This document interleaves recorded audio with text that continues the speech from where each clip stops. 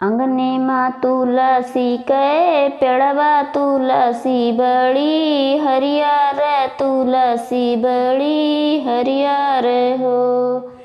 तुलसी जब मोरे होई है हो रिलवा तौ पियरी चढ़ौबै तौ पियरी चढ़ौबै हो।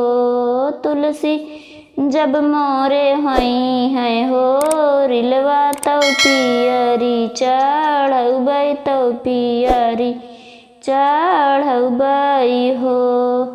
सासु जब बोलियू ना बोलयू ना पाई ननद उठी बोलाई ननद उठी बोलाई हो। भाभी नैहरे से पियरी मांगवा तौ तुलसी चढ़ावा तौ तुलसी चढ़ावऊ हो। भाभी नैहरे से पियरी मांगवा तौ तुलसी चढ़ावा तौ तुलसी चढ़ावऊ हो। रहिया कै जात बाटोहिया लागौ सब भैया तौ लागै सब भैया हो।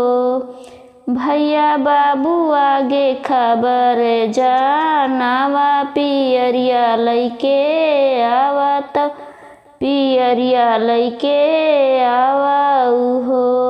भैया बाबू आगे खबर जानावा तौ पियरिया लैके आवा तौ पियरिया लैके आवऊ हो। बाबू जबरालन सोअत मैया रहल जागत हो। धाना गाबड़ पियरिया रंगावा बहिन का लैके जाबै बहिन का लैके जाबै हो। धाना गहबड़ पियरी रंगावा बहिन का लैके जाबै बहिन का लैके जाबै हो। एक गोड़ धैले ओ सरवा दूसर दरवजवाऊ हो।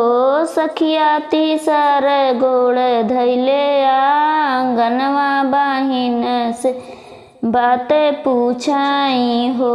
बहिन से बात पूछाई हो। सखिया तीसर गोड़ धैले आंगनवा बहिन से बात पूछाई बहिन से बात पूछाई हो। के कर लाई बहिनी तुलसी कई पेड़वा तुलसी बड़ी हरियर हो। के कर लाई बहिनी तुलसी तुलसी बड़ी हरियर हो। बहिनी के कर हाय लालनवा आंगनवा बीचे खेलाई आंगनवा बीचे खेलाई हो। बहिनी के कर हाय लालनवा आंगनवा बीचे खेलाई आंगनवा बीचे खेलाई हो।